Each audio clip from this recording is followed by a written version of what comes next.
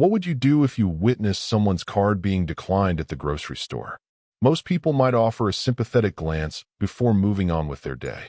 But Richard Harlow isn't most people. When this disguised billionaire sees a struggling single mother unable to pay for basic groceries, he steps in with a simple act of kindness, never expecting it would unravel a shocking story of betrayal and injustice. Amelia Torres works 3 exhausting jobs just to keep food on the table for her 6-year-old son, while her ex-husband drives a Porsche and lives in luxury. What Richard discovers next will make your blood boil. This hard-working mother had her career destroyed, her inheritance stolen, and her dignity assaulted by the very man who promised to love her forever. But karma is about to come calling in the most unexpected way. One chance encounter at a grocery checkout line is about to trigger a chain of events that will expose a web of lies, deliver long overdue justice, and prove that sometimes the universe has a way of balancing the scales when you least expect it. This is a story about power, redemption, and the moment when one billionaire decides to become the hand of karma itself.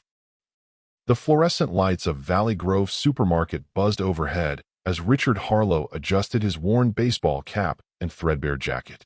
At 58, the tech billionaire was unrecognizable in his disguise: faded jeans, scuffed work boots, and 3-day stubble. His annual regular person week had become sacred to him, a ritual to stay grounded despite his $14 billion net worth. Richard grabbed a simple plastic basket rather than a cart. Today's mission: experience grocery shopping on a budget. He'd left his driver 3 blocks away and walked in like any other shopper from the surrounding working-class neighborhood. "That will be $78.43, the cashier announced to the customer ahead of Richard. He watched as the woman, early 30s, warm brown eyes shadowed by exhaustion, frantically searched through her purse. Her dark hair was pulled back in a practical ponytail, and her hands showed signs of hard work, nails trimmed short, skin slightly rough. "I'm so sorry. Can you try this one?" she asked quietly, sliding another card across the counter after the first was declined. A small boy, about 6 years old, stood beside her, clutching a small action figure tightly. "Mom," the boy whispered, tugging at her weathered jacket. "Are we going to have enough food for the weekend?" "Yes, Liam," she assured him with a smile that didn't quite reach her eyes. "Everything's fine, sweetie." Richard pretended to be checking his phone, but he was watching the scene unfold. The second card was declined as well. "Maybe try running it as credit," the woman suggested, her voice dropping even lower as people in line behind Richard began to shift impatiently. The cashier, whose name tag read Donna, nodded sympathetically and tried again. The terminal beeped its rejection. "I'm so sorry," the woman said, her cheeks flushing. "I just got paid yesterday. There must be some mistake." She began sorting through her groceries. "I'll put back the chicken and the fruit. And these snacks for Liam's lunch." "No, Mom," Liam protested. "You said I could have the apple juice boxes this time." "I know, baby, but—" "Excuse me," Richard stepped forward. "I'd be happy to cover the difference." The woman looked up, startled. "That's very kind, but I couldn't possibly." "Please, I insist," Richard said. "I've been in tight spots before. Someone helped me once when I needed it." "It's the whole amount, sir," Donna the cashier explained quietly. "Even better," Richard smiled, sliding his credit card across the counter. Not his black titanium card, but the ordinary debit card he used for these weeks.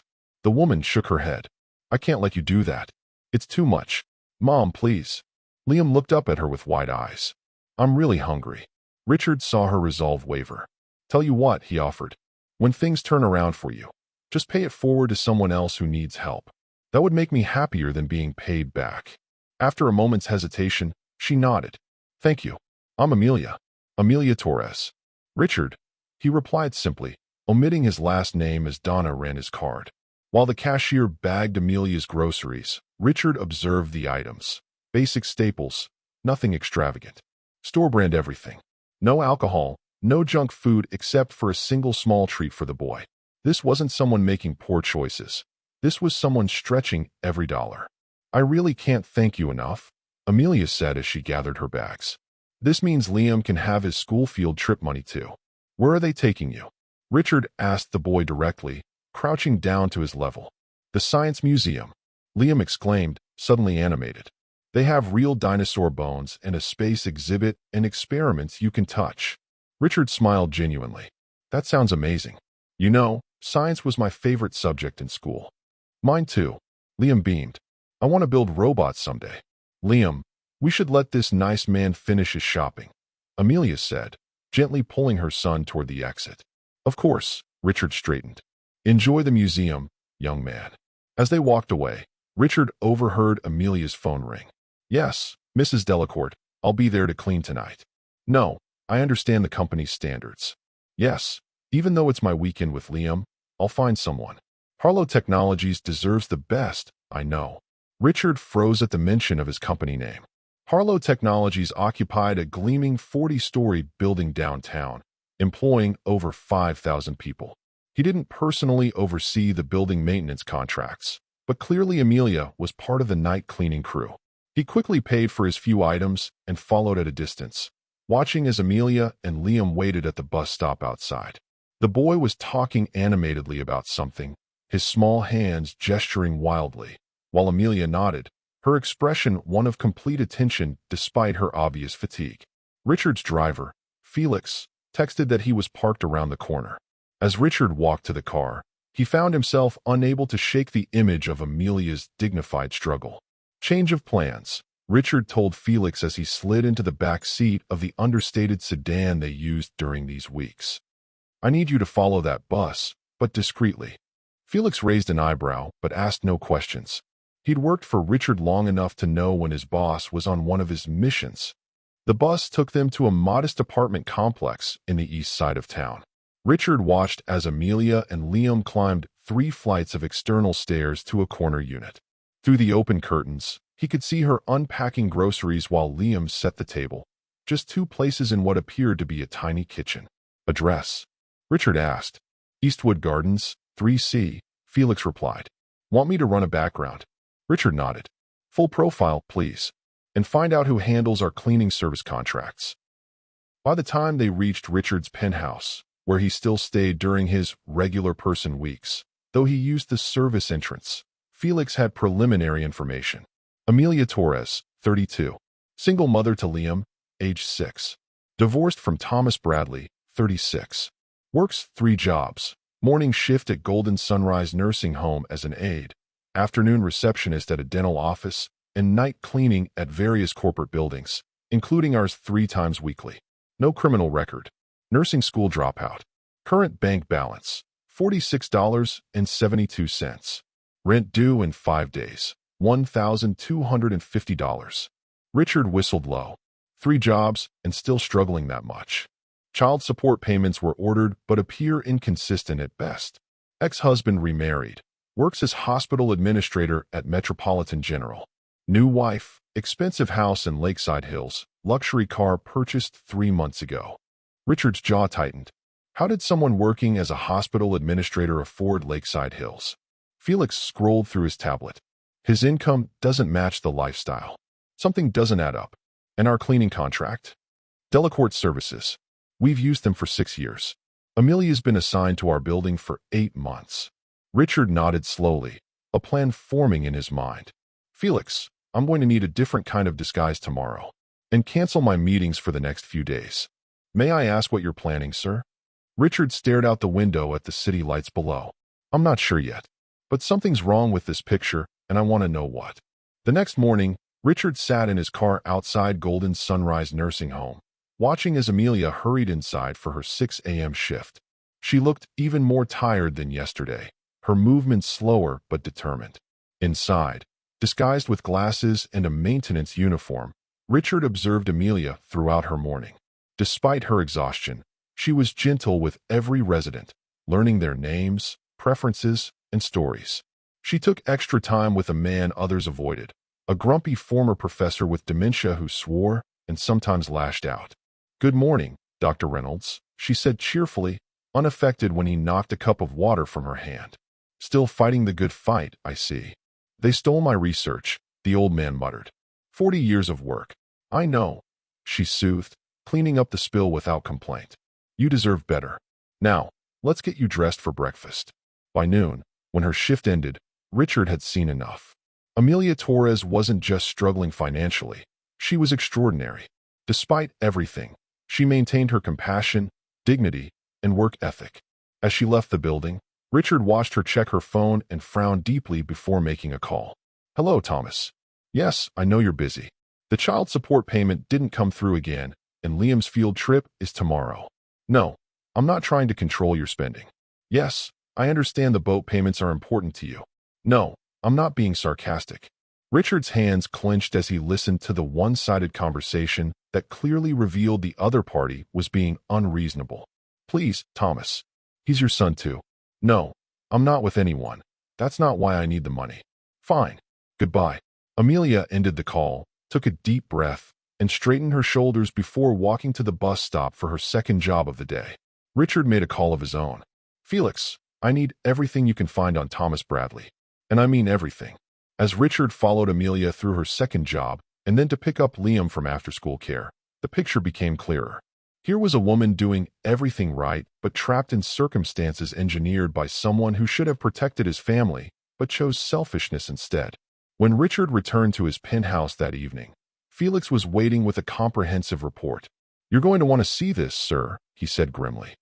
"I think we've found our answer to how Thomas Bradley affords his lifestyle." Richard took the folder and began to read, his expression darkening with each page. By the time he finished, one thing was certain. Amelia Torres deserved justice, and Thomas Bradley deserved a reckoning. What Richard didn't know yet was how deeply personal this mission would become, and how it would change not just Amelia's life, but his own.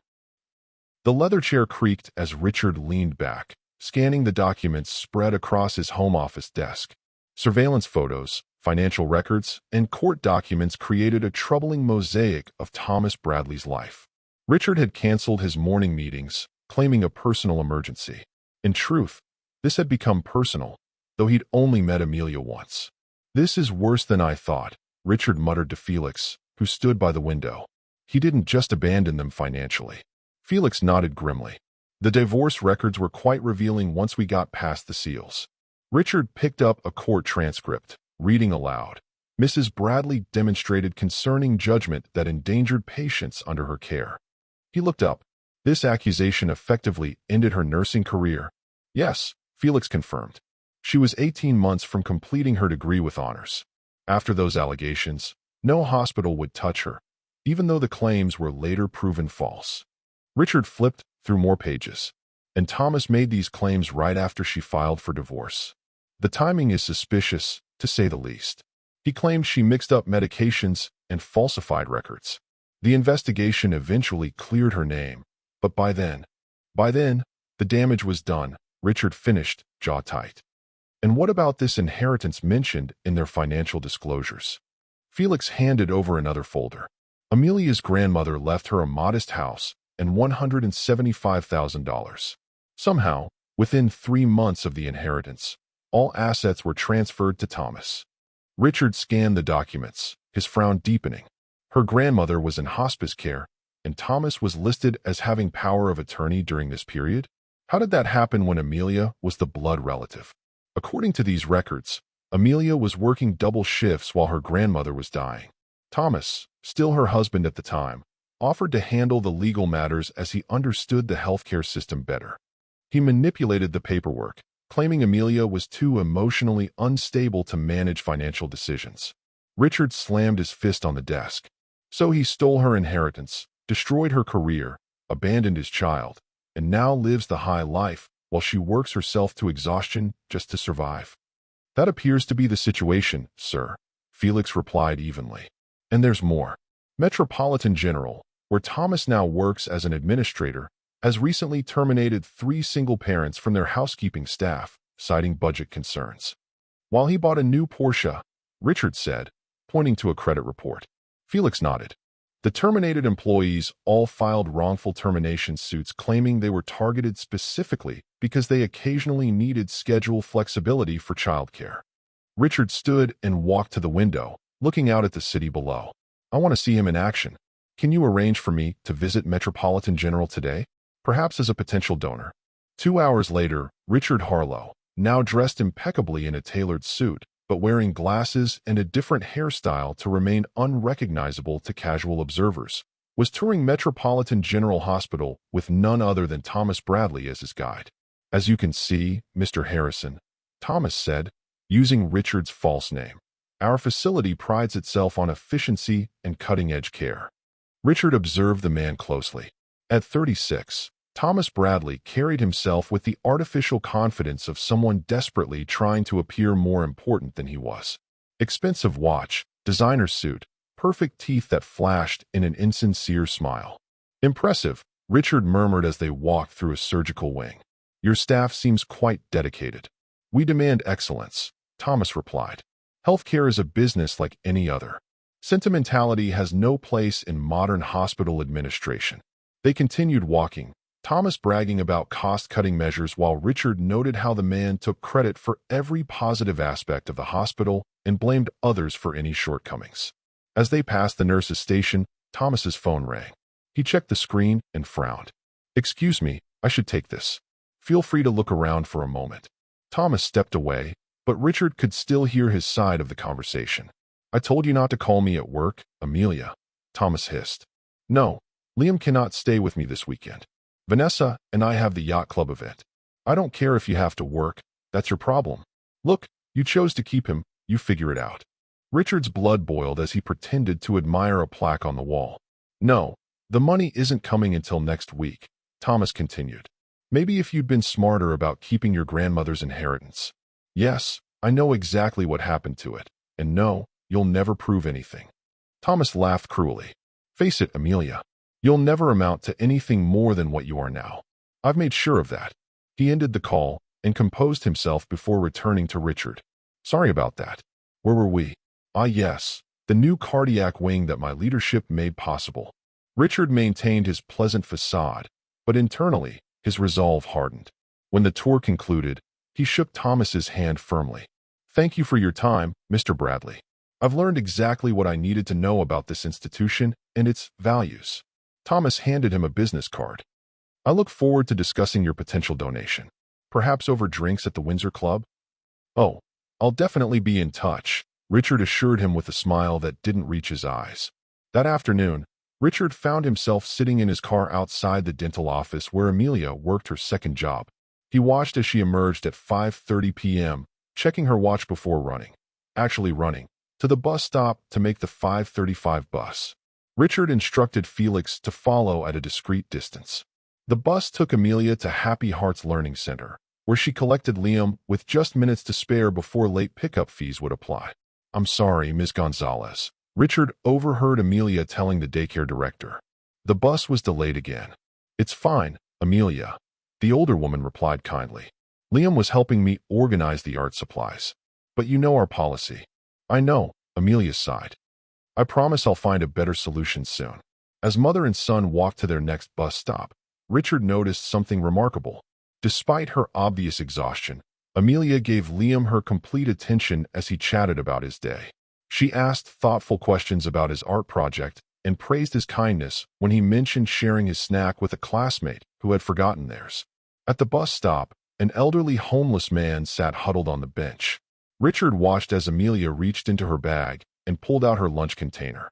"I didn't have time to eat today anyway," she said softly to the man, handing him the untouched sandwich and apple. "God bless you, miss," the man whispered. "Mom, are you giving away your lunch again?" Liam asked. "Mr. Nelson needs it more than I do, sweetie," she explained simply. "Remember what we talked about? When we have a little to share, we share." The boy nodded solemnly, then brightened. "Can we share our cookies too?" Amelia hesitated for just a heartbeat, so brief Richard almost missed it, before smiling. "That's a wonderful idea."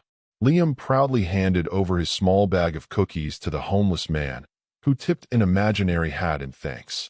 Richard felt something shift inside him. In all his years of philanthropy, writing enormous checks for causes and buildings that would bear his name, he'd never witnessed generosity quite like this, giving not from abundance, but from scarcity. Following them home, Richard watched as Amelia prepared a simple dinner for Liam, helped him with homework, and tucked him into bed. Only then did she sit down at the small kitchen table with a mountain of bills and a nearly empty checking account website displayed on an aging laptop. Through his high-powered binoculars, Richard could see her silently wiping away tears as she calculated and recalculated numbers that refused to add up to solvency. Then she took a deep breath, squared her shoulders, and began changing into her cleaning uniform for her third job of the day. Richard made a decision. This wasn't just about helping someone in need anymore. This was about justice. The next morning, Richard sat in his actual office at Harlow Technologies for the first time that week, his regular person disguise set aside. His executive assistant, Veronica, looked startled when he requested a meeting with the head of building services. "Is there a problem with the maintenance, sir?" she asked. "No problem at all," Richard replied. "Just some questions about our cleaning contractors." When Mrs. Delacourt herself arrived, a stern woman in her 60s who ran her cleaning empire with military precision, Richard invited her to sit. "Mrs. Delacourt, I've become aware of one of your employees who works in this building, Amelia Torres." The woman's expression remained neutral. "Ms. Torres is one of our newer staff members. Has her work been unsatisfactory?" "Quite the opposite," Richard said. "I've heard her work is exceptional." Mrs. Delacourt relaxed slightly. "She's very thorough, never complains, even when assigned additional areas." "What can you tell me about her background?" The woman looked puzzled by his interest, but answered. "She applied about 8 months ago. Desperately needed work, that was clear. She had excellent references from her other jobs, but no professional cleaning experience. I took a chance because she seemed so determined." "And has that chance paid off?" "Absolutely. She's one of my most reliable people. Works any shift, any location." Mrs. Delacourt hesitated. "If I may ask, Mr. Harlow, why the interest in one cleaner?" Richard leaned forward. "Mrs. Delacourt, would you be opposed to giving Amelia additional responsibilities? Perhaps a supervisory role?" The woman considered this. "She certainly has the work ethic, but no management experience." "Sometimes character counts more than experience," Richard replied. "I'd like you to offer her a promotion. Better pay, daytime hours, benefits. I'll personally cover any additional costs to your company." Mrs. Delacourt's eyebrows rose. "That's highly unusual, sir." "I'm aware. Let's call it a social experiment in recognizing unsung talent." After Mrs. Delacourt left, Richard turned to his computer. With a few keystrokes, he began the process that would change everything for both Amelia Torres and Thomas Bradley. First, he initiated a discreet purchase of controlling shares in Metropolitan General Hospital through a series of shell companies. The acquisition would take weeks to complete, but would ultimately give him authority over the entire administration, including Thomas Bradley. Next, he assigned his company's top forensic accountants to examine Metropolitan's books in detail, with special attention to departments under Thomas's control. Finally, he made a call to an old friend who owed him a favor, Judge Isabella Wong. "Isabella, I need information on a divorce case from 4 years ago. Bradley versus Bradley. I have reason to believe there were significant improprieties." As he hung up, Richard swiveled his chair to gaze out at the city skyline. The pieces were falling into place. Thomas Bradley had no idea what was coming. That evening, Richard couldn't resist checking on Amelia one more time. Dressed in his regular person clothes again, he walked past her apartment building just as Thomas was dropping Liam off from what appeared to be a rare visit. "Daddy, can't you stay for dinner?" the boy was asking, clutching his father's expensive sleeve. "I told you, I have important people to meet," Thomas replied impatiently, checking his gleaming watch. "Your mother can feed you whatever this is." He gestured dismissively at the modest apartment. "Thomas, please," Amelia said quietly. "Just once, couldn't you?" "Couldn't I what?" Thomas snapped. "Play happy families. Pretend I don't regret every minute I spent with you. Some of us have actually made something of our lives, Amelia." Richard watched Amelia flinch, but stand her ground. "This isn't about me. It's about your son." Thomas leaned in, his voice dropping to a menacing whisper that Richard could barely hear. "Let me make something clear. I'm giving you exactly what the court requires, not a penny more. You made your bed when you threatened to expose my methods at the hospital. You're lucky I didn't completely destroy you." "You mean like you destroyed my nursing career? Or stole my grandmother's inheritance?" Amelia challenged, her voice stronger now. Thomas laughed coldly. "Prove it." "Oh wait, you can't. No one would believe the word of a failed nursing student over a respected hospital administrator." With that, he turned and walked to his Porsche, not even saying goodbye to his son. Richard watched Liam's small shoulders slump as Amelia wrapped her arms around him. "It's okay, baby. Dad's just busy. Let's go make that mac and cheese you like, okay?" As they disappeared inside, Richard felt a cold resolve settle over him. Thomas Bradley had abused his power, stolen a future, and abandoned his responsibilities, all while believing his position made him untouchable. But Richard Harlow hadn't built a multi-billion-dollar empire by being easily deterred. And he certainly hadn't maintained his success by allowing injustice to stand when he had the power to correct it. Thomas Bradley was about to learn a harsh lesson. True power wasn't about intimidation or cruelty. And karma, when it finally arrived, could be both swift and absolute. With one last look at the modest apartment where a dedicated mother was making dinner for her disappointed son, Richard turned and walked away, already formulating the next phase of his plan. The Metropolitan General Hospital boardroom buzzed with nervous energy. Board members whispered among themselves, wondering about the emergency meeting called by the mysterious new majority shareholder. No one had seen this coming. The acquisition had been executed through such a complex web of shell companies that even the hospital's financial officers were caught off guard. Thomas Bradley adjusted his tie nervously. As chief administrative officer, he should have been informed about any potential ownership changes. This blindsiding made him look incompetent, and Thomas Bradley did not tolerate looking incompetent. "Any idea what this is about?" whispered Dr. Rosenberg, the chief of surgery. Thomas forced a confident smile. "Probably just the usual post-acquisition formalities. Nothing to worry about." The double doors swung open, and Richard Harlow strode in, not in disguise, but in his full billionaire persona, impeccably tailored suit, commanding presence, and piercing eyes that seemed to see through pretense. Thomas's face drained of color. "Mr. Harlow? The Richard Harlow?" "In the flesh," Richard confirmed, taking his position at the head of the table. "Thank you all for accommodating this meeting on such short notice." Board members straightened in their chairs, suddenly alert. Richard Harlow's reputation preceded him: brilliant, ethical, and utterly ruthless when necessary. "Let me get straight to the point," Richard began. "My company has acquired controlling interest in Metropolitan General because we believe in its mission of providing exceptional health care to this community." However, he pressed a button, and screens around the room illuminated with financial spreadsheets.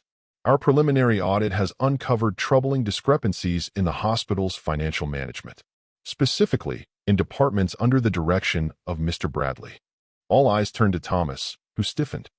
"There must be some mistake." "No mistake," Richard replied calmly, advancing the presentation. "Over the past 3 years, approximately $2.3 million has been diverted through inflated vendor contracts, ghost employees, and misappropriated patient assistance funds." Richard turned to face Thomas directly. "Companies that receive these inflated payments all trace back to shell corporations with interesting connections to your personal finances, Mr. Bradley." "This is absurd," Thomas sputtered, loosening his tie. "You can't just come in here and make wild accusations." "These aren't accusations," Richard interrupted. "They're documented facts. The FBI has been provided with all relevant evidence." As if on cue, the boardroom doors opened again, and 2 serious-looking agents in dark suits entered, followed by Judge Isabella Wong. "Thomas Bradley," one agent announced, "we have a warrant for your arrest on charges of embezzlement, fraud, and financial exploitation of a vulnerable adult." The latter, Judge Wong added coldly, "relates to the estate of Eleanor Torres, which you illegally diverted from her rightful heir, Amelia Torres." Thomas looked wildly around the room, seeking allies and finding none. "This is a setup. You can't believe." "We also have evidence," Richard continued implacably, "of your deliberate falsification of misconduct reports against Amelia Torres during her nursing training, designed specifically to prevent her from completing her degree after she filed for divorce." Thomas lunged toward the door, but the FBI agents blocked his path. "You're fired, effective immediately," Richard stated as Thomas was handcuffed. "And every penny you stole will be returned, to the hospital, to the patient assistance fund, and to Amelia Torres." As Thomas was led away, still protesting, Richard addressed the stunned board. "Metropolitan General deserves better leadership. So does this community. I intend to provide both." Across town, Amelia Torres sat across from Mrs. Delacourt in the Harlow Technologies conference room, dumbfounded by the offer being presented. Day shift supervisor, Amelia repeated. With full benefits and double my current salary? Mrs. Delacourt nodded. You've impressed the right people, Amelia. This includes tuition assistance if you wish to complete your education. Amelia's hands trembled. But I have no management experience. You have something more valuable, integrity. You can learn management skills. Character is innate. As Amelia signed the paperwork, she had no idea that across town, her ex-husband was being processed at the county jail, his expensive suit exchanged for an orange jumpsuit. She also didn't know that Richard Harlow was watching through the conference room's one-way glass, a satisfied smile on his face. 3 months later, Amelia stood outside the elementary school, waiting for Liam. For the first time in years, she wasn't rushing between jobs or calculating whether she could afford both electricity and groceries that week. Her new position had transformed their lives. She'd moved them to a safer apartment closer to Liam's school. His asthma medication, previously rationed because of cost, was now covered by insurance. She'd even started night classes to complete her nursing degree. Mom, Liam called, running toward her with a paper in hand. I got an A on my science project. That's wonderful, sweetheart. Amelia hugged him tightly. Can we go for ice cream to celebrate? Liam asked hopefully. Absolutely. Amelia smiled, no longer having to calculate whether such a small treat would derail their budget. As they walked hand in hand toward the ice cream shop, Amelia reflected on the strange turns her life had taken. She'd heard about Thomas's arrest on the news, the charges, the extent of his fraud, how he'd stolen not just from her, but from vulnerable patients. She'd felt no joy at his downfall, only relief that justice had finally arrived and sadness for Liam, who still asked about his father occasionally. At the ice cream parlor, Amelia ordered Liam's favorite sundae and a modest cone for herself. As they sat by the window enjoying their treats, the bell above the door jingled. Amelia glanced up and nearly dropped her ice cream. Thomas Bradley stood in the doorway, not the polished, arrogant Thomas she remembered, but a diminished version. His designer clothes were replaced by worn jeans and a faded polo shirt. Dark circles shadowed his eyes. Daddy, Liam exclaimed, sliding off his chair. Thomas knelt awkwardly, accepting Liam's hug with visible discomfort. Hey, buddy, what are you doing here? Amelia asked quietly when Thomas approached their table. He looked away. Community service at the shelter down the street. Part of my arrangement. Amelia nodded. She'd heard he'd accepted a plea deal. Minimal jail time in exchange for restitution and community service. Can I talk to you? He asked, his voice lacking its former arrogance. Alone? Amelia hesitated, then asked Liam to count the sprinkles on his sundae, a game that would keep him occupied. I lost everything, Thomas said without preamble. The house, the car, my reputation. I know, Amelia replied, feeling strangely calm. I can't find work anywhere. No hospital will touch me. He laughed bitterly. Ironic, considering what I did to your career. Amelia said nothing, waiting. I need a job, Amelia. Any job. I've applied everywhere, but my name. He trailed off. I heard you're a supervisor now at Harlow Technologies. Understanding dawned. You want me to help you get hired. Thomas couldn't meet her eyes. The shelter's great and all, but I need real income, especially if I'm going to make the restitution payments. Amelia studied the man who had once been her husband, the man who had sabotaged her career, stolen her inheritance, and mocked her struggles. She thought about all the nights she'd gone hungry so Liam could eat, all the tears she'd shed when Thomas's cruelty cut especially deep. Then she thought about what she wanted to model for her son. There's an entry-level position on the evening cleaning crew, she said finally.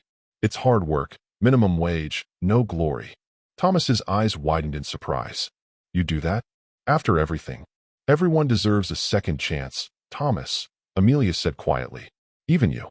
Be at the service entrance Monday at 4. Don't be late.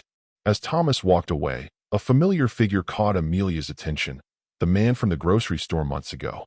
He was sitting across the ice cream shop, pretending to read a newspaper. Recognition clicked. She'd seen that face on magazine covers and news reports about Thomas's arrest. Richard Harlow, the billionaire who'd bought Metropolitan Hospital, the man who'd paid for her groceries when she couldn't. Their eyes met briefly, and he gave a small nod of acknowledgement. Suddenly, everything connected. Her promotion, the tuition assistance, Thomas's downfall, the miraculous recovery of her grandmother's inheritance. None of it had been coincidence. Richard rose and walked toward the exit, pausing briefly beside their table. "How's the ice cream?" he asked casually. "Delicious," Liam answered enthusiastically. "Want some?" Richard smiled. "No thank you, young man. I just wanted to say hello." As he turned to leave, Amelia touched his arm. "Thank you," she said simply, "for everything." Richard's expression softened. "I believe you've already paid it forward," he replied, nodding toward the door Thomas had exited. "That took remarkable strength."